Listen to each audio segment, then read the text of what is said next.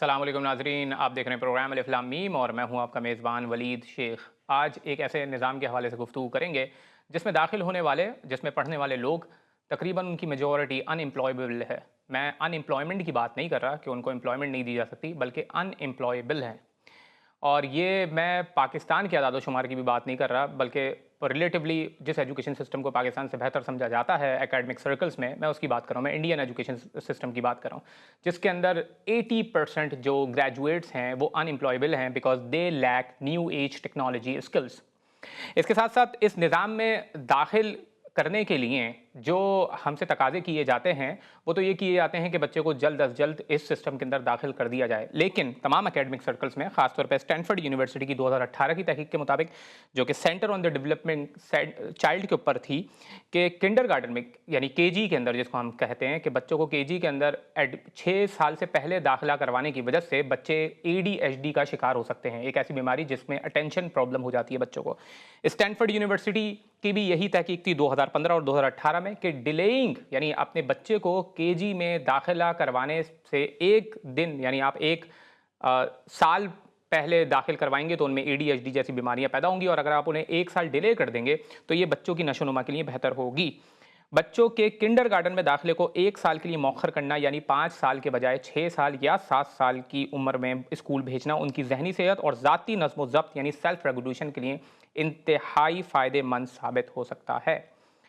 ये तो थी एक अदाद-ओ-शुमार और फैक्ट्स एंड फिगर की बात। और पाकिस्तान में या किसी भी माशरे में तालीम एक बुनियादी और अहम किरदार अदा करती है, और हमारे माशरे में भी, पाकिस्तान में भी, हमारे आर्टिकल्स के मुताबिक भी तालीम एक बुनियादी हक रखती है और हर पाकिस्तानी बच्चा तालीम का हकदार है और उसे फ्री तालीम मिलनी चाहिए। और पाकिस्तान में ये भी कानून साथ साथ राइज है कि जो प्राइवेट स्कूल्स हैं वो भी 10% फ्री स्कॉलरशिप फराम करें, यानी अब उनके पास अगर 500 बच्चे दाखिल हैं तो उनको 10% बच्चों को यानी 50 बच्चों को कम से कम फ्री जो है तालीम दी जाए। इस हवाले से चंद रोज़ कबल ही दोबारा एक बार फिर गवर्नमेंट की तरफ से एक्शन लिया गया था कि वो फ्री शिप लॉ की इन्वेस्टिगेशन करें, और उसके लिए एक एंटी करप्शन सेल भी उन्होंने किया था, जिसके हवाले से फिर वो विज़िट किए जा रहे थे। हमारे साथ आज इस हवाले से पैनल में जो लोग मौजूद हैं वो इससे बहुत ज़्यादा ताल्लुक़ रखते हैं, और हम उनसे गुफ्तगू करने की कोशिश करेंगे कि एग्जैक्टली ये प्रॉब्लम्स क्या हैं, क्योंकि तालीम एक हमारे माशरे में जिसको तिजारत नहीं होना चाहिए वो तिजारत का एक रूप उसने ढाक लिया है। और ख़ास तौर पे स्कूल, प्राइवेट स्कूल्स की जानिब से ऐसी फ़ीस का मुतालबा किया जा रहा है which makes no sense, which does not stand to reason at all. और उसमें से एक फ़ीस सिक्योरिटी डिपॉजिट, यानी अगर अभी, क्योंकि ये सीज़न चल रहा है बच्चों को एडमिशन दाखिला करवाने का, आपको पता है ओपन हाउस स्कूल सेशंस हो रहे हैं बहुत सारे स्कूलों के अंदर, वहाँ पर सिक्योरिटी डिपॉजिट के नाम पे एक फ़ीस तलब की जा रही है, जिसका कानून में अभी तक मेरी तहकीक के मुताबिक, हमारे गेस्ट भी मोहतरम मौजूद हैं, उनसे भी जानने की कोशिश करूंगा कि इल्लीगली उस फीस को लिया जा रहा है और कानून में उस हवाले से कोई प्रोविज़न मौजूद नहीं है। इसके साथ साथ जो पाकिस्तान का एजुकेशन का इदारा है, जो गवर्नमेंट का इदारा है, वहाँ के डायरेक्टरेट की तरफ से भी ये चीज़ आ चुकी है सामने कि ये स्कूल्स जो है स्टूडेंट्स को या टीचर्स को फोर्स नहीं कर सकते कि वो सिक्योरिटी फ़ीस लें। इसके साथ साथ एक और चीज़ जो सीपीपी का हमारा इदारा है, जो कॉम्पिटिटिव एनालिसिस करता है और मार्केट के अंदर कंपटीशन को बनाता है कि वो रेगुलेट करें, उसके मुताबिक उन्होंने प्राइवेट स्कूल्स को अभी नोटिसेस जारी किए थे, क्योंकि प्राइवेट स्कूल्स मजबूर कर रहे थे वालिदैन को और बच्चों को कि वो एक ख़ास वेंडर से जाकर उनकी ब्रांडेड जो यूनिफॉर्म्स हैं या स्टेशनरी है वो बाय करें। ऑब्वियसली इसमें भी पार्टनरशिप होती है और इसके अंदर भी प्रॉफिट्स बनाए जाते हैं। तो इसी हवाले से आज खास तौर पे गुफ्तगू करेंगे कि एजुकेशन सिस्टम ओवरऑल किस तरफ जा रहा है, क्योंकि इस एजुकेशन सिस्टम के ऊपर बहुत ज़्यादा तनकीद की जा रही है, और ख़ास तौर पे इस एस्पेक्ट से बात करने की कोशिश करेंगे कि एजुकेशन जो एक तिजारत बनती जा रही है और वो अपनी रेलिवेंस भी आज की न्यू एज इस एआई की दुनिया में खोती जा रही है, उसके लिए क्या किया जा रहा है और क्या लाए हम आगे होना चाहिए। हमारे साथ मुल्क के नामद इस्लाम मौजूद हैं जो किसी भी तारुफ के मोहताज नहीं हैं, और आप इदारा फ़िक्र जदीद के रिसर्च स्कॉलर भी हैं, जनाब साहिबजादा अमानत रसूल साहब। अस्सलाम वालेकुम। जी, वालेकुम अस्सलाम। कैसे मिजाज हैं, खैरियत से हैं? अल्लाह का और शुक्र। फिर हमारे साथ बहुत ही मोअज़्ज़ज़ मेहमान, आप all Sindh private school and colleges association के चेयरमैन भी हैं और इंतहाई खूबसूरत लबो लहजा रखते हैं। मैं बात कर रहा हूँ जनाब सैयद हैदर अली साहब की। अस्सलाम वालेकुम सैयद साहब, कैसे मिजाज हैं, वालेकुम खैरियत से सलाम। हैं आप? अल्हम्दुलिल्लाह। سب سے پہلے آپ ہی سے گفتگو کا آغاز کرنا چاہتا ہوں. انٹرو میں نے بہت ساری چیزیں آپ کے سامنے پیش کی ہیں، خاص طور پہ کیونکہ ایجوکیشن سسٹم کے اوپر اوور آل بہت زیادہ تنقید کی جا رہی ہے آج کل، اور وہ ریلیونس بھی کھوتی جا رہی ہے، کیونکہ خاص طور پہ مائکروسافٹ اور ان جیسی دیگر کمپنیز نے، جو بڑی بڑی کمپنیز ہیں اس دنیا کی، بڑی ایک اکنامک اپنے پاس رکھتی ہیں، انہوں نے اپنی جاب فلٹر میں سے بھی ان شکوں کو نکال دیا کہ کسی نے میٹرک کیا ہے، کسی نے کوئی دوسرا نظام کیا ہے. تو آج کا ایجوکیشن سسٹم آپ کیا لگتا ہے کہ کوئی ریلیونس ہے ابھی تک اسکولز کی اس معاشرے میں؟ بسم اللہ الرحمن الرحیم. ولید، بہت بہت شکریہ آپ کا کہ تعلیم اور تربیت اور ہنر زندگی اتنے اچھے اور خوبصورت موضوع پہ آپ نے اس پروگرام کو کنڈکٹ کیا ہے. دیکھیے، تعلیم کا ایک اپنا نظریہ اپنی جگہ ہے، اس کے ساتھ ساتھ پھر اس کا نظام ہے. تعلیم کے بارے میں کوئی یہ دو رائے نہیں ہے کہ تعلیم کی بنیاد جو ہے وہ شخصیت کی تعمیر اور ایک اچھا معاشی مستقبل محفوظ کرنے کے لیے تعلیم کا اہتمام معاشروں میں ہوتا رہا ہے اور ہو رہا ہے. اس کے بعد پھر آتی ہے بات نظام کی. اب اس نظام کے بہت سارے کمپوننٹس ہوتے ہیں. نصاب ہے، اس میں طریقہ تدریس ہے، اس میں اسکولز ہیں، ان کے پروسیجرز ہیں، پریکٹسز ہیں. تو فلاسفیکلی تو کوئی دو رائے نہیں ہے کہ تعلیم جو ہے وہ برائے تربیت بھی ہے، اور تعلیم برائے جو ہے وہ ایک معاشی مستقبل کی حفاظت بھی ہے.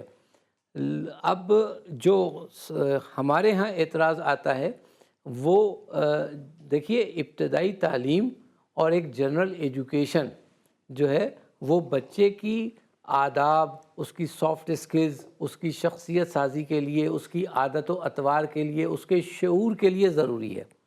اس کے بعد ہوتا ہے ورکیبل لائف کے لیے، ورک لائف کے لیے اس کو ورکیبل کرنا یا امپلائیبل کرنا. جو آپ نے بات کہی، یہ بالکل بہت ہی حساس معاملہ ہے کہ ہم کہاں فیل ہو رہے ہیں یا کہاں کون سی چیز کو مس کر رہے ہیں کہ جنرل ایجوکیشن دے رہے ہیں لیکن جنرل ایجوکیشن کے بعد پھر اس کو ورک لائف کے ساتھ کنیکٹ نہیں کر پا رہے. اب اس کی بڑی وجہ یہ ہے کہ ہمارے نظام میں کچھ ایسا ڈگری کا رواج رہا. بالکل آپ کی بات صحیح ہے کہ جس میں آہستہ آہستہ ہم اسکل سے دور ہوتے چلے گئے. ہونا یہ چاہیے تھا کہ جیسے جیسے بچے اپنی ابتدائی اور ثانوی تعلیم کو مکمل کر رہے ہیں، ان کو کسی نہ کسی ورک اسکل سے آگاہ کرنا تھا، اس پر اس کو ٹرین کرنا تھا. اور ایک ووکیشنل لیول ہوتا ہے، ایک ٹیکنیکل لیول ہوتا ہے، ایک پروفیشنل لیول ہوتا ہے. بدقسمتی سے پاکستان میں کیا ہوا کہ یہ دہائیوں کا مسئلہ ہے، آج کا معاملہ نہیں ہے کہ چھوٹے سے چھوٹے بچے کو بھی جب ماں باپ نے داخل کروایا تو اس کو بتایا گیا کہ ڈاکٹر بننا ہے یا انجینئر بننا ہے. یعنی وہ پروفیشنل ڈگری تک چلے گئے، بیچ سے ٹیکنیکل کو اور ووکیشنل کو نکال دیا. دنیا میں کوئی قوم ترقی نہیں کر سکتی جب تک اس میں ووکیشنل اور ٹیکنیکل ایجوکیشن کو فروغ نہ دیا جائے، اس کو سپورٹ نہ کیا جائے اور اس کی حوصلہ افزائی نہ کی جائے. بے شک. اچھا، اس میں ایک اور سوال یہ بنتا ہے کہ اسٹوڈنٹس، خاص طور پہ اسکولس پاکستان میں جو سندھ میں، کراچی میں، جو میرا بھی خود کا بھی ایکسپیرینس رہا ہے، یہ ڈیمانڈ کرتے ہیں کہ آپ جو ہے اپنے بچے کو 3 سال کی عمر میں، 2.5 سال کی عمر میں داخلہ کروائیں. حالانکہ تمام جو تحقیقی ادارے ہیں ان کے مطابق یہ انتہائی مضر صحت ہے بچوں کے لیے، ان کی مینٹل ہیلتھ کے لیے، ان کی سیلف ریگولیشن کے لیے. اس حوالے سے آپ کا ادارہ کوئی کام کر رہا ہے؟ دیکھیے، بات یہ ہے کہ بالکل تحقیق صحیح ہے کہ 6 سال کی عمر تک تمام ماہرین نفسیات متفق ہیں اس بات سے کہ بچے کی شخصیت بہت تیزی سے گرو کر رہی ہوتی ہے، اور اس کا تقریباً ذہن بھی 95% سے زیادہ جو ہے وہ مکمل ہو جاتا ہے، اس کی تشکیل ہو جاتی ہے. اور اس کو وہ 2 حصوں میں بانٹتے ہیں. ایک کلاس 1 یعنی ایئر 1 سے لے کے ایئر 3 تک، اور پھر 3 سے 6 سال کی عمر تک. ٹھیک ہے، یہ بہت ہی مطلب حساس اور بہت نازک عمر کا حصہ ہوتا ہے جس میں بچہ اپنے اندر بہت کچھ جذب کر رہا ہوتا ہے. پہلے لاشعوری طور سے 3 سال، اور پھر اس کا کانشیس مائنڈ جو ہے وہ ٹرین ہو جاتا ہے، اور 3 سے 6 سال وہ کر رہا ہوتا ہے. اب معاملہ یہ ہے کہ یہ تو بہت ہی اچھا ہے کہ والدین کے پاس یہ فریڈم رہے، بچے کو یہ فریڈم ملے کہ وہ گھر کے ہی ماحول میں گرو کرے، لیکن آج سے 50 سال پہلے جو ہمارے پاس ارلی ایجوکیشن کے یا جی پری پرائمری ایجوکیشن کے دنیا میں کانسیپٹس آئے، جی وہ ماڈرن کانسیپٹس تھے، وہ اس میں کنڈر گارٹن کا کانسیپٹ تھا، اس میں مونٹیسری کا کانسیپٹ تھا۔ یہ وہ ایکسپرٹس تھے جنہوں نے بہت ہی ابتدائی عمر کے لیے جو ہے چیزوں کو ڈیزائن کیا۔ اب وہ ماڈلز جو ہے وہ پروپیگیٹ ہوئے پوری دنیا میں، اور بہت سارے ملکوں میں وہ لے لیے گئے۔ ہمارے ہاں پاکستان میں بھی مقبول ترین نظاموں میں کنڈر گارٹن کا بھی ہے اور مونٹیسری ٹیچنگ میتھڈس بھی ہیں، جو کہ اسپیشلی ڈیزائنڈ ہیں اس چھوٹی عمر کی کے بچوں کے لیے، کہ لیکن ایک سے ظاہر ہے آج کل کی تحقیق کے مطابق تو پھر وہ آبسلیٹ ہوتا جا رہا ہے، تو اس حوالے سے ظاہر ہے چینجز بھی لانی پڑیں گی۔ نہیں، اس میں عرض کر دیتا ہوں آپ سے کہ اگر اس کے تقاضوں کے حساب سے، بچوں کی چائلڈ ڈیولپمنٹ کے اور نفسیات کے تقاضوں کے حساب سے، اگر آپ کوئی بھی ڈے کیئر بناتے ہیں، کوئی بھی نرسری سینٹر بناتے ہیں، کوئی بھی پری اسکول سینٹر بناتے ہیں، کوئی بھی کنڈر گارڈن ڈیولپ کرتے ہیں، تو بالکل وہ معاملہ بہت اور زیادہ اچھا ہو سکتا ہے۔ یعنی ٹرینڈ مدرس تو ہمارے معاشرے میں اتنی زیادہ نہیں ہے، لیکن ٹرینڈ ٹیچرز جو ہیں، ٹرینڈ ڈائریکٹریسز جو ہیں، وہ بچوں کو بہت اچھا ہینڈل کر سکتی ہیں۔ خوب، بہت شکر گزار ہوں، مگر اس میں ظاہر ہے میں اس حوالے سے یہ ضرور پوچھنا چاہوں گا، ایک اور بار ایک چھوٹا سا بریک لیں گے ناظرین، مگر بریک کے بعد واپس آئیں گے کہ 6 سال سے کم عمر کے حوالے سے بہت واضح طور پہ تمام اسٹڈیز بتا رہی ہیں کہ بچوں کا داخلہ کروانا بچوں کی صحت کے لیے اور مینٹل ہیلتھ کے لیے اور سیلف ریگولیشن کے لیے ٹھیک نہیں ہے۔ ایک چھوٹا سا بریک لیں گے، بریک کے بعد دوبارہ حاضر ہوں گے، سید حیدر علی صاحب سے بھی گفتگو کریں گے اور صاحبزادہ امانت رسول صاحب سے بھی کچھ سوالات ہیں وہ کریں گے۔ ایک چھوٹا سا بریک، ناظرین کہیں نہیں جائیے گا۔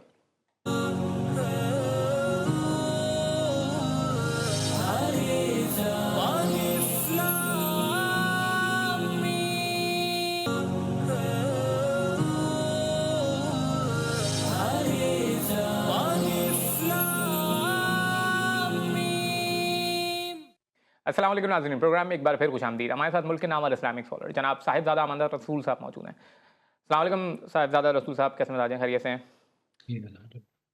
سر آپ سے سوال جی یہ ہے کہ الحمدللہ۔ تعلیم کو تجارت بنانے کے حوالے سے جو ہمارے معاشرے میں ٹرینڈ چل رہے ہیں، پرائیویٹ اسکولز بھی ایسا کر رہے ہیں، فیس بھی ایسی لے رہے ہیں، آپ کو لگتا ہے کہ تعلیم کو تجارت بنایا جا سکتا ہے؟ کیا اسلام کے اندر اس کی کوئی صورت موجود ہے؟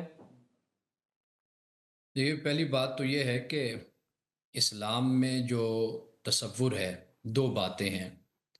ایک وہ تعلیم، وہ علم ہے کہ جو بنیادی اقدار اور ویلیوز سے متعلق ہے، اور دوسری صورت یہ بنتی ہے کہ جو ہم کسی کو کچھ سکھاتے ہیں، کچھ بتاتے ہیں، تو وقت دینے کا ایک معاوضہ ہوتا ہے، آپ کی خدمات کا ایک معاوضہ ہوتا ہے، تو اس کے لینے میں اور اختیار کرنے میں کوئی حرج نہیں ہے۔ اس میں کوئی شک نہیں ہے کہ آپ کوئی ادارہ قائم کرتے ہیں، وہاں پر اساتذہ ہوتے ہیں، وہاں پر وہ وقت دیتے ہیں، وہاں کے اخراجات معاملات سارے ہوتے ہیں، لیکن اصل جو سوال ہے نا، جو جس پر ہم بات ہمیں کرنی چاہیے، وہ یہ ہے کہ جدید دنیا میں آج جب ہم بات کرتے ہیں تو یہاں پر دنیا میں ایسا ہوتا ہے کہ جو ریاست ہوتی ہے وہ اس کی ذمہ دار بنتی ہے۔ ہمارے ہاں جو صورتحال بنی ہے وہ یہ ہے کہ آئین پاکستان میں، کانسٹیٹیوشن میں تو یہ موجود ہے کہ ریاست کے ذمہ تعلیم ہوگی، لیکن آپ دیکھ لیجئے کہ ریاست نے کبھی بھی اس ذمہ داری کو بہترین طریقے سے قبول نہیں کیا اور نہ اختیار کیا ہے۔ تو یہ جو پرائیویٹ اسکولوں کی طرف جب لوگ جاتے ہیں تو اس کی بنیادی وجہ یہی ہوتی ہے کہ ریاست نے اپنی ذمہ داری کو پورا نہیں کیا۔ اگر ریاست اس پورے نظام کو، تعلیمی نظام کو اور اس کو کنٹرول کرے، اور صرف یہ نہیں ہے کہ صرف تعلیم کی ذمہ داری ہوتی ہے، بلکہ ریاست کی ذمہ داری معیار کی نگرانی بھی ہوتی ہے، نصاب کے بارے میں بھی ہوتی ہے، اساتذہ کی تربیت بھی ہوتی ہے، اور سب کے لیے مساوی حقوق مہیا کرنا یہ بھی ریاست کی ذمہ داری ہوتی ہے۔ جب ریاست اپنی ذمہ داری ادا نہیں کرے گی تو پھر اس کے بعد ایسی صورتحال پیدا ہوگی کہ جو ہمارے ہاں نظر آتی ہے۔ اچھا، پہلی بات یہ ہے کہ جب ہم تعلیم کی بات کرتے ہیں تو تعلیم کے حوالے سے بھی ہمارا کچھ کنسیپٹ کلیئر ہونا چاہیے۔ تعلیم کا اصل جو مقصد ہوتا ہے وہ یہ ہوتا ہے کہ انسان اس چیز کو ایکسپلور کرتا ہے، ایک طالب علم، کہ اس کو کس شعبے کے لیے یا کس کام کے لیے اس کو بنایا گیا ہے، اس کو پیدا کیا گیا ہے۔ یہ در حقیقت تعلیم کا کام ہوتا ہے۔ یعنی میں اگر تعلیم لے رہا ہوں کسی اسکول میں یا اس سے پہلے، تو ہمارے ہاں تو ابھی آپ نے یہ بات کی ہے نا کہ چھوٹے ابتدائی طور پر ہی بچے کو ابھی 3 سال کا ہے تو اس کو اسکول میں ڈال دیا جاتا ہے۔ دنیا میں ایسا ہوتا ہے کہ بچے کم عمر ہیں، چھوٹے ہیں، تو وہ ضرور جاتے ہیں، لیکن وہاں پر جو ماحول ہوتا ہے نا، وہ اتنا دوستانہ ماحول ہوتا ہے اور اتنا اچھا ماحول ہوتا ہے کہ بچہ گھر جانے پہ روتا ہے اور اسکول جانے کے لیے وہ بے چین رہتا ہے۔ یعنی مثال کے طور پر ڈنمارک میں رہا ہوں، تو وہاں پر یہ صورتحال ہوتی تھی کہ بچوں کو مڈ کے ذریعے سے، کھلونوں کے ذریعے سے اور تفریح کے ذریعے سے ان کو تعلیم دی جاتی تھی، ان کی تربیت کی جاتی تھی۔ ہمارے ہاں جو اسکول کا ماحول ہوتا ہے وہ اتنا خوفناک ہوتا ہے کہ بچہ ویسے ہی ڈر جاتا ہے۔ یعنی میں آپ کو مثال دوں کہ جب ہم وہاں سے آئے تو جو میرا بڑا بیٹا تھا، تو ہم نے بڑا اچھا اسکول لاہور میں دیکھا، تو ہم نے اس میں اس کو چاہا کہ بھئی تعلیم حاصل کرے، پھر وہاں سے 1-2 سال کی تیاری کر کے وہ ایک اچھے اسکول میں اس کا ایڈمیشن ہو۔ اب وہ 3-4 سال کا بچہ ہے، تو اس کا جو مطالعہ پاکستان کہہ لیجئے یا ایک جو سبجیکٹ ہوتا ہے سوشیالوجی کہہ لیجئے، وہ اتنی موٹی کتاب ہمیں پکڑا دی گئی اور کہا گیا کہ یہ جو 2-3 سال کا بچہ ہے، اس کو یہ یاد کروانی ہے آپ نے کتاب، جس میں اسلام کی باتیں بھی تھیں، جس میں موسم کے بارے میں بھی تھا، پاکستان کا جغرافیہ بھی تھا، بر صغیر کے بارے میں بھی تھا، بڑے مختلف سوالات، ڈھیر سارے سوالات کہ جی اس بچے کو اب آپ نے یہ یاد کروانے ہیں۔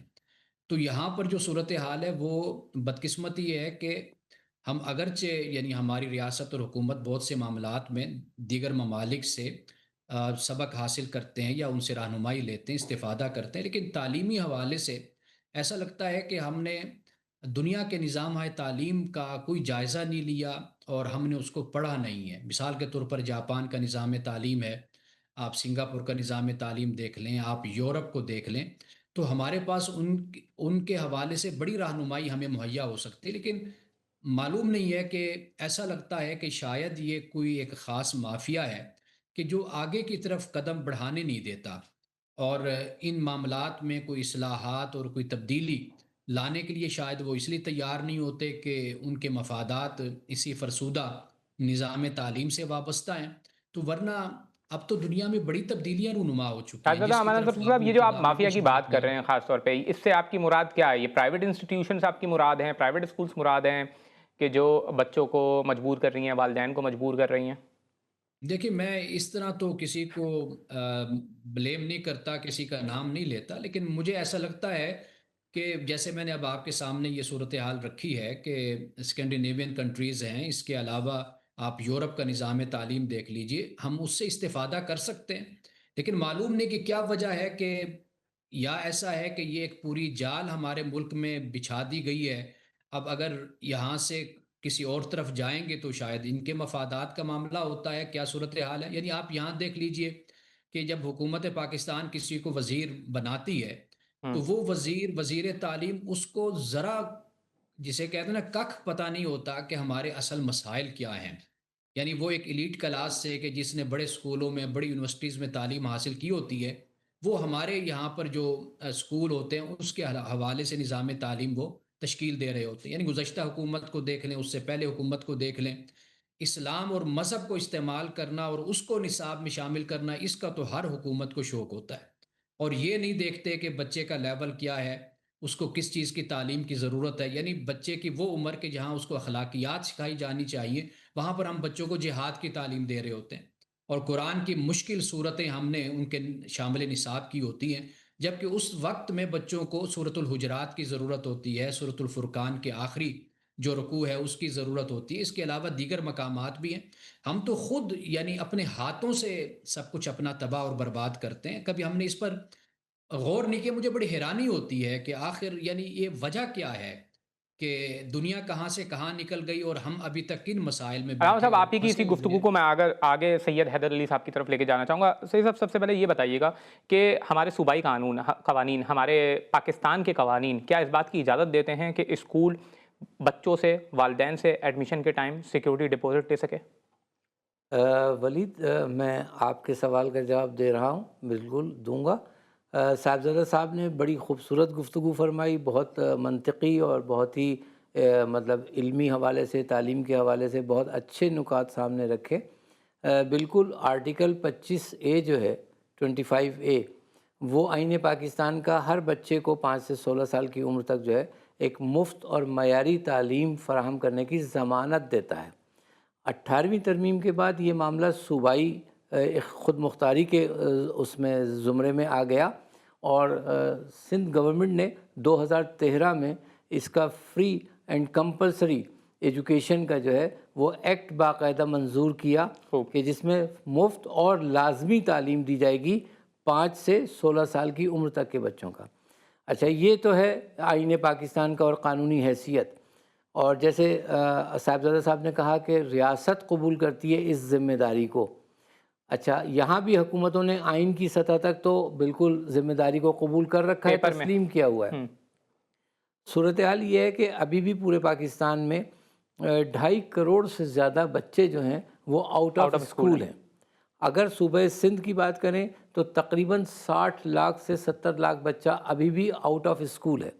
سندھ کے سرکاری اسکولوں میں تقریباً 50 لاکھ سے کچھ زیادہ بچے تعلیم حاصل کر رہے ہیں۔ سندھ کے پرائیویٹ اسکولز میں 40 لاکھ سے زیادہ بچے جو ہے وہ تعلیم حاصل کر رہے ہیں۔ تو پرائیویٹ ایجوکیشن کا اتنا بڑا ڈومین ہے، اتنا بڑا پورشن ہے جو وہ اس ریسپانسبلٹی کو لے رہے ہیں۔ جہاں تک ان کی فیسز کا تعلق ہے، جیسے صاحبزادہ صاحب نے فرمایا کہ جو اخراجات ہیں جو ان میں وقت دیا جا رہا ہے، یقیناً اس کے اگر وہ انڈیپینڈنٹ اسکول ہے جس کو کہیں سے کوئی امداد نہیں ملتی تو وہ بچوں کی فیس ہی سے اپنے تمام معاملات کو چلاتا ہے۔ اور اسی طریقے سے جو صاحبزادہ صاحب نے فرمایا ماحول کا، بنیادی طور پہ معاملہ ابتدائی تعلیم میں جو ہے نا وہ ہم نے غلطی کر لی، اور چونکہ ہم یعنی تیسری دنیا کے ممالک میں شمار ہوتے ہیں تو ہمارے ہاں کچھ احساس کمتری تھا کہ بچوں کے لیے والدین نے ایک اسٹینڈرڈ جو ہے وہ بہت زیادہ سیٹ کر لیا، اور جو صاحبزادہ صاحب نے فرمایا کہ جو ابتدائی عمر تھی اخلاقیات کی، آداب کی، تربیت کی، اس کو ہم نے مس کر دیا۔ یعنی جس عمر میں ہم نے بچوں کو خوش رکھنا تھا 6 سال کی عمر تک، ہم نے وہیں سے جو ہے جب تک بچہ گھر میں ہے تو ماں باپ اس کو بہت یعنی خوشی جو ہے ہر چیز کی تربیت دیتے ہیں، لیکن جو ہی وہ بچہ اسکول کے حوالے کرتے ہیں تو وہ اس سے توقع کرتے ہیں کہ فوری طور سے اسے پڑھنا بھی آ جائے، فوری طور سے اسے لکھنا بھی آ جائے، فوری طور سے اس کو بہت کچھ جو ہے وہ یاد ہو جائے۔ تو یہاں معاملہ جو ہے، اور جو باہر ترقی یافتہ ممالک ہیں ان کا فرق ماحول کا ہے۔ وہ قبول کیے ہوئے ہیں کہ 3 سے 4 سال کے 6 سال کے بچے کو جب ہم لائیں گے کسی لرننگ سینٹر میں تو صرف اور صرف اس کو جو ہے وہ کھیل کود کے ذریعے، تفریح کے ذریعے اور پریکٹیکل ایکسرسائزز کے ذریعے جو ہے اس بچے کو گرو کریں گے۔ اچھا، لیکن ہمارے ہاں جو ہے بدقسمتی سے وہ اس پری پرائمری کے تصور کو جو ہے وہ لکھائی پڑھائی سے مشروط کر دیا گیا ہے۔ میں آپ سے پوچھنا یہ چاہ رہا تھا کہ کیا security deposit schools, private schools زبردستی لے سکتے ہیں والدین سے اور بچوں سے؟ یہ سوال آپ کا بہت ریلیونٹ ہے۔ اسکول کی جو بھی فیسز ہیں، ہمیں تمام منظور شدہ جو بھی اسکول کو فیسیں یعنی الاؤ کی جاتی ہیں یا اپروو کی جاتی ہیں، وہ اس فیس جو ہے اسکول لے سکتے ہیں۔ لیکن ایز فار ایز جیسے پرٹیکولر ہیڈ میں آپ نے کہا سیکورٹی ڈپازٹ کا، تو میں نہیں سمجھتا کہ اس کی کوئی سینس یا اس کا کوئی لاجک بنتا ہے، اس لیے کہ بچہ ہے، اس کی ایڈمیشن فی ہے، اس کے اینول چارجز ہیں، اس کی منتھلی فی ہے، تو یہ گڈ انف ہوتی ہے۔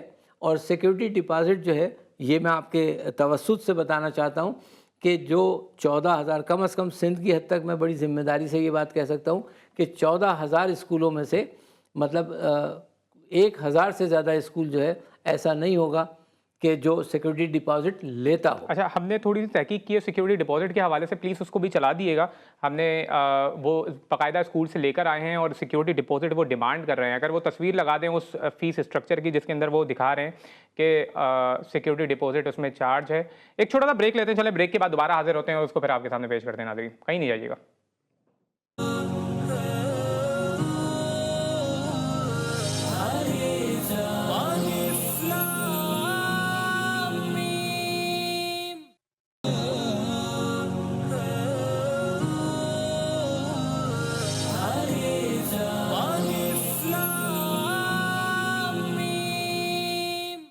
السلام علیکم ناظرین، پروگرام میں ایک بار پھر خوش آمدید۔ آج بہت ہی خوبصورت گفتگو چل رہی ہے، بہت ہی اہم موضوع کے پر چل رہی ہے جو ہم سب سے تعلق رکھتا ہے، اور وہ ہے پرائیویٹ اسکولز میں جو لی جانے والی غیر قانونی فیسز ہیں ان کا جو رجحان بڑھتا جا رہا ہے ہمارے معاشرے میں، اور خاص طور پہ اب کیونکہ یہ سیزن ایڈمیشنز کا ہی سیزن ہے اور اس کے اندر بچوں کو فورس کیا جا رہا ہے، والدین کو فورس کیا جا رہا ہے کہ وہ اسکول میں بچوں کا داخلہ کروانے کے وقت ایڈمیشن فیس بھی دیں، ٹیوشن فیس بھی دیں، اور پھر اس کے ساتھ ساتھ ایک سیکیورٹی ڈپازٹ نام کی ایک نئی بلا آئی ہے جس کو وہ بچوں کو لینے پر مجبور کر رہے ہیں، اور اس کو دیے بغیر وہ ایڈمیشن بھی نہیں دے رہے ہیں۔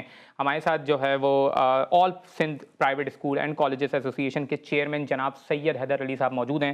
میں چاہتا ہوں کہ وہ جو ہم نے ایک فیس اسٹرکچر، جو اس اسکول ایک بہت ہی معروف اسکول ہے، اس کے فیس اسٹرکچر کی ایک ہمارے سامنے تصویر بھی موجود ہے جو وہ ڈیمانڈ کر رہے ہیں پیرنٹس کے ساتھ، میں چاہتا ہوں وہ چلا بھی دیں تاکہ ہم اسے دیکھ بھی لیں، اور ساتھ ساتھ ہم جناب سید حیدر علی صاحب سے پوچھنا چاہ رہے ہیں کہ کیا یہ سیکیورٹی ڈپازٹ لینا اللیگل ہے؟ جی، سیکیورٹی ڈپازٹ کی ہمارے قانونی جو فیسیں ہمیں منظور کی جاتی ہیں اس میں کہیں کوئی گنجائش نہیں ہے، اور میں جیسے آپ سے عرض کر رہا تھا کہ سندھ میں 14,000 پرائیویٹ اسکولز ہیں، اور 90% سے زیادہ جو پرائیویٹ اسکولز ہیں وہ 1,000 روپے ماہانہ سے لے کر 8,000 روپے ماہانہ تک فیس چارج کرتے ہیں، اور ان میں کوئی ایسی جو ہے وہ فی نہیں ہوتی ہے بہت خوب۔ جو غیر منظور شدہ ہو یا کوئی غیر منطقی بات ہو۔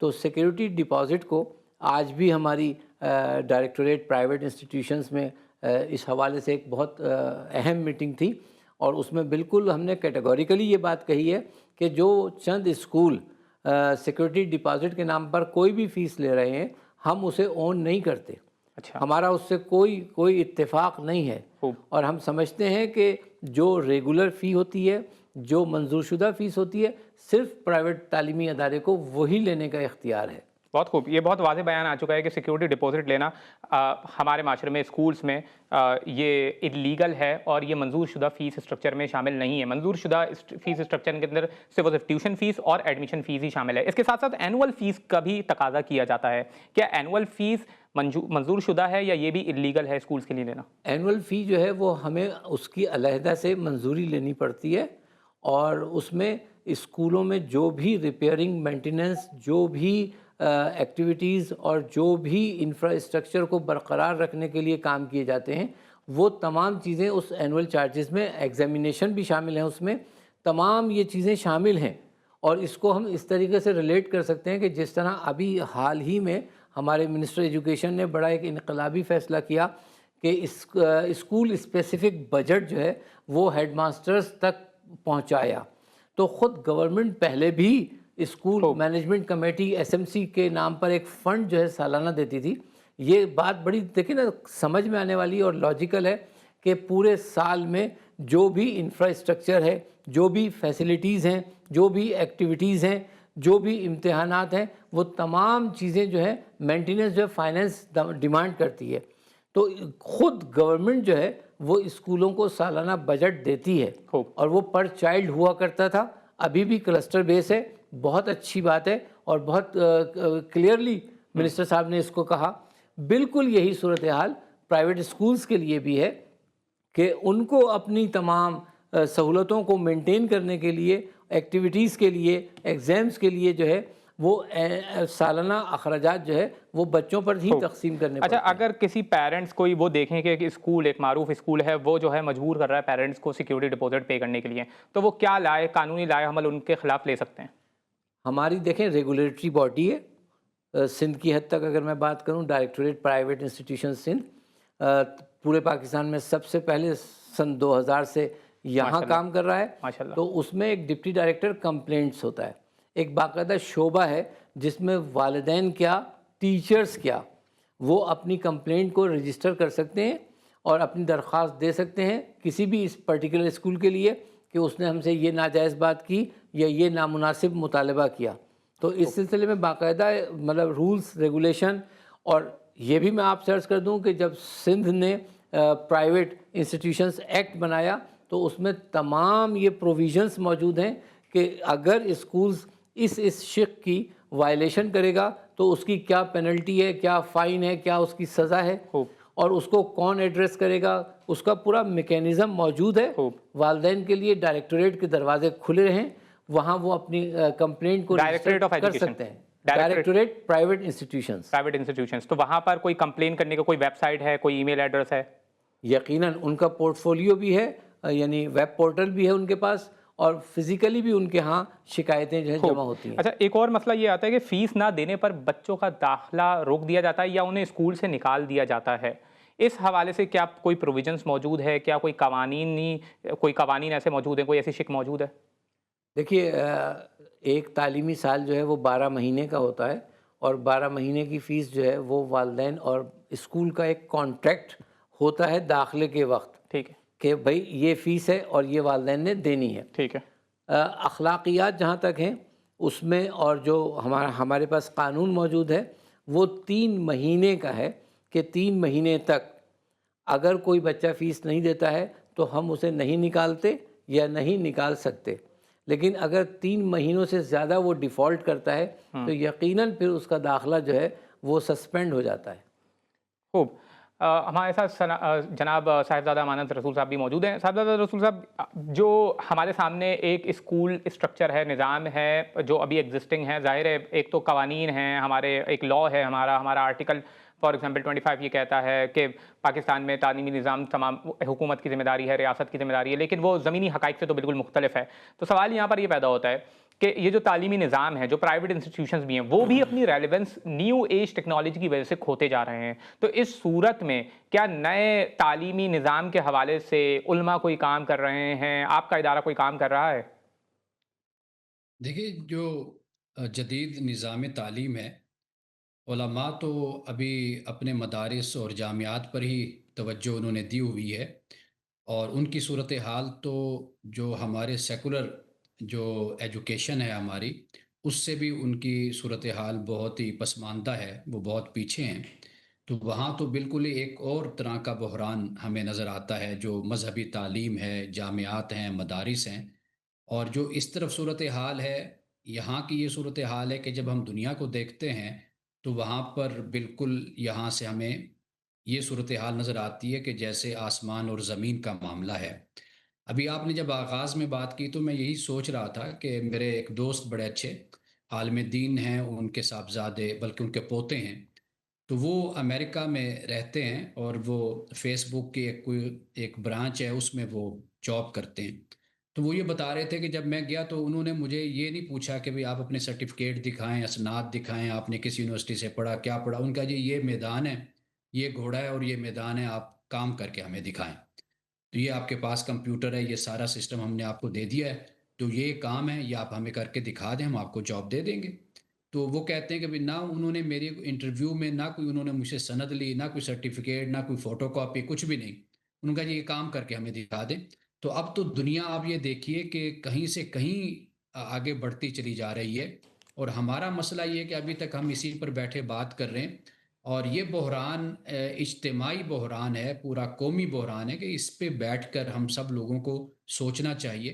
ہمارا ادارہ در حقیقت وہ اس طرح جو ایک کنونشنل ایجوکیشن جس کو کہتے ہیں، ایک روایتی طریقہ، وہ ہمارا نہیں ہے. ہمارا مثال کے طور پر کل تدبر کیمپ تھا، تو اس میں 100 سے زیادہ اسٹوڈنٹ مختلف یونیورسٹیز کے ہمارے پاس آئے ہوئے تھے، اور سارا دن انہوں نے ہمارے ساتھ گزارا. تو ہمارا کام تو یہ ہے کہ ہم پڑھے ہوئوں کو پڑھاتے ہیں، یعنی ان کی ماشاء اللہ، تربیت کرتے ہیں، ان کی تعلیم کرتے ہیں، ماشاء اللہ، اخلاقیات کے حوالے سے، ان کے رویوں کے ماشاء اللہ. حوالے سے، سیوک سینس کے حوالے سے. ہمارا اصل یہ مشن ہے اور یہ کام ہے. بنیادی طور پر نظام تعلیم جو ہے، یہ اب آپ نے جتنی باتیں بھی بیان کی ہیں اور سید حیدر علی صاحب نے بیان کی ہیں، اس میں اگر آپ غور کریں گے نا تو آپ کو جو سب سے بڑا مسئلہ نظر آئے گا وہ یہ ہے قوانین کی ایپلیکیشن، اس کا اطلاق اور اس کی عمل درآمد اس کو کرانا. یہ ہمارے ہاں بنیادی طور پر یہی سب سے بڑی کمزوری ہے. قوانین تو اتنے ہم نے بنا رکھے ہیں، شاید ہم یورپ سے بھی پیچھے نہ ہوں اور انفارچونیٹلی. دنیا سے پیچھے نہ ہوں، لیکن بدقسمتی یہ ہے کہ اس کی جو امپلیمنٹیشن ہے وہ سب سے بڑا مسئلہ ہمارے ہاں ہے. قوانین تو آپ کو مل جائیں گے، اب یہ جتنی کمزوریاں اور جن کی طرف آپ اشارہ کر رہے ہیں، آپ مجھے بتائیے کہ ریاست کہاں سوئی ہوئی ہے، حکومت کہاں پر ہے، آخر یہ ان پر عمل کیوں نہیں خاص طور ہوتا. پہ اب تو سول سوسائٹی ہی اس حوالے سے کچھ کر سکتی ہے. بہت ہی خوبصورت صحیح اشارہ آپ نے کیا ہے. سید صاحب، آپ سے صرف 2 سوالات ہیں تاکہ اس حوالے سے جو سننے والے ہیں ان کی تشفی ہو سکے. ایک یہ کہ کچھ اسکولس اسٹیشنری خاص وینڈر سے لینے کے اوپر مجبور کرتے ہیں کہ آپ اسکول سپلائز جو ہے ہمارے خاص رجسٹر وینڈر سے لیں گے. کیا اسکول پیرنٹس کو اور اسٹوڈنٹس کو مجبور کر سکتے ہیں کہ آپ ہمارے چوز کیے ہوئے وینڈر سے ہی سامان لیں گے, کہیں اور سے نہیں لیں گے؟ دیکھیے اس میں ایک ہے ہماری بچوں کی تعلیم اور پھر اس تعلیم کے جو لوازمات ہیں اس سے جڑے ہوئے کاروبار. یہ میں سمجھتا ہوں کہ ایک بڑی کامن غلطی ہے, غلط فہمی ہے کہ جو ہم دونوں چیزوں کو ملا دیتے ہیں. ٹھیک ہے, ہم بار بار اس بات کی وضاحت کرتے ہیں کہ اسکولوں کا تعلق جو ہے کتابوں سے, کاپیوں سے یا اسٹیشنری سے یا یونیفارم سے نہیں ہے, وہ الگ بزنسز ہیں. ٹھیک ہے, اگر اسکول کی اپنی کوئی ٹک شاپ موجود ہے, اپنا کوئی وہاں فیسلٹی موجود ہے, تو ون ونڈو فیسلٹی میں وہاں سے اس کو وہ چیزیں بھی ملتی ہیں. بک لسٹ جو ہے وہ شائع کی مگر وہ مہنگا بیچتے ہیں, کیا یہ اللیگل ہے یا لیگل ہے؟ میں گزارش کر دیتا ہوں, یہ جو بک لسٹ ہے ہم جب پبلک یعنی بچے کو مل گئی تو اس کے بعد وہ کسی بھی بک شاپ سے بکس تو لے سکتا ہے.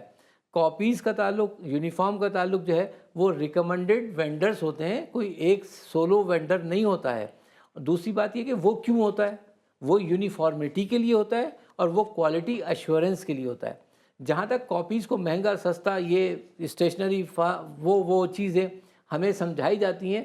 ہر چیز میں آپ بھی سمجھدار ہیں کہ اتنی زیادہ ورائٹیز آ گئی ہیں کہ اگر ہم ایک 100 روپے والی کاپی ہے اس کا مقابلہ 300 روپے والی کاپی سے نہیں کر سکتے. اس کی کوالٹی, اس کا جو پیپر ہے وہ بہت ڈفرینٹ ہوتا ہے. تو جیسے سی پی پی نے بھی ایک آرڈر کیا تھا اور ان کے خلاف ایکشن بھی لیا تھا پرائیویٹ اسکولس کے خلاف کہ وہ مجبور کر رہے تھے کہ خاص اسٹیشنری اور سپلائی وینڈرز کے پاس وہ نہیں کر سکتے, یہ جو ہے قانوناً جرم ہے. تو کیا آپ کو لگتا ہے یہ کمپٹیٹو کمیشن آف پاکستان کا یہ ڈومین ہی نہیں ہے, نہ وہ انٹرفیئر کر سکتا ہے. اس کا تو ایک جو فیئر کمپٹیشن ہے, جو ایک فیئر ٹریڈ ہے, اس کو دیکھنا, اس کو آبزرو کرنا ہے. اس کا کوئی عمل دخل اس طرح سے نہیں تھا کہ وہ مارکیٹ کا جو وزن ہے یا بوجھ ہے وہ لا کر پرائیویٹ اسکولز پہ لاد دے. اور یہی وجہ ہے کہ ان کو اپنا موقف بھی پیچھے واپس لینا پڑا اور اپنے آپ کو بھی پیچھے قدم پہ لے جانا پڑا. فیس انکریز کے حوالے سے آخری سوال ہے آپ سے کہ اسکولز کتنا ہر سال کتنی % فیس انکریز کر سکتے ہیں؟ جی, اس وقت جو موجودہ قوانین ہیں سندھ کی حد تک, دوسرے صوبوں میں تھوڑی سی زیادہ ہے, لیکن سندھ میں سالانہ 5% تک جو ہے وہ فیسوں میں اضافہ کیا جا سکتا ہے قانونی طور پر. اور اگر اس سے زیادہ کیا جائے تو پھر؟ اس سے زیادہ کیا جائے تو اس کا بھی ایک قانون موجود ہے, اور وہ یہ ہے کہ 3 سال تک ہر اسکول پابند ہے قانونی طور پر کہ وہ 5% کے حساب سے ہی سالانہ فیس بڑھائے گا. 3 سال کے بعد اگر وہ سمجھتا ہے کہ یہ اخراجات اور معاملات جو ہے وہ اب اس طرح سے نہیں چلتے, تو اس کی پوری جسٹیفیکیشن اسے ریگولیٹری باڈی کو دینی پڑتی ہے, رجسٹریشن اتھارٹی کو دینی پڑتی ہے. ہم وہ جمع کراتے ہیں اس جسٹیفیکیشن کو, ان کی ٹیمز آتی ہیں, انسپیکشن ہوتی ہے. اگر وہ مطمئن ہوتے ہیں تو پھر ہماری بیس فی میں جو ہے وہ معقول اضافہ جو ہے وہ خود منظور کرتے ہیں. لیکن قانونی طور پر 3 سال تک ہم وہی 5% سالانہ کے حساب سے فیس میں اضافہ کر سکتے ہیں یا کرتے ہیں. اس سے زیادہ کرنا جائز نہیں ہے. اس سے زیادہ جو لوگ کرتے ہیں, پھر وہی بات کہ ہر شعبے کی طرح کچھ یہاں بھی غلط پریکٹسز ہوتی ہیں اور اتنا بڑا سیکٹر ہے, لیکن 90% سے زیادہ اسکولز جو ہیں, میں آپ کی توسط سے یہ بالکل ذمہ داری سے بات کہہ رہا ہوں کہ وہ بہت زیادہ جو ہے وہ کسٹمائز کرتے ہیں اپنی فیس. ایون دو اگر کسی اسکول کی فیس 5,000 روپے بھی ہے تو وہ بھی بچوں کو جو ہے, تمام بچوں میں سے بہت سارے بچوں کو جو ہے وہ کسٹمائز کرتا ہے پیرنٹس کی ریکویسٹ پر, سبلنگ ڈسکاؤنٹ میں, ٹیچرس ڈسکاؤنٹ میں, تمام چیزیں یہ بہت اچھے سے مینیج ہوتی ہیں. پرائیویٹ اسکولز کا اور پیرنٹس کا ایک خوبصورت رشتہ ہے, اور یہ رشتے کو ہم کہتے ہیں پارٹنرشپ. ٹھیک ہے, اور بنیادی طور پر ہمارا عقیدہ اور ماننا یہ ہے کہ چونکہ پرائیویٹ اسکولز انڈیپینڈنٹ ہیں تو یہ پیرنٹس جو ہے یہ ہمارے پیٹرنز ہیں, انہیں کی سرپرستی میں جو ہے وہ کوئی بھی پرائیویٹ اسکول ہو وہ چلتا ہے. خوب لیکن بس مسئلہ یہی ہے کہ پرائیویٹ اسکولس اور پیرنٹس کے درمیان جو اب ناچاکیاں ہونے لگی ہیں، اور خاص طور پہ اس قسم کا اللیگل کام کہ زیادہ سیکیورٹی ڈپازٹ کے نام پر یا کسی اور چیز کے نام پر ناجائز فیس لینا اس رشتے کو خراب کر دیتا ہے، اور جس کی وجہ سے ظاہر ہے پھر ایسے معاملات ہوتے ہیں۔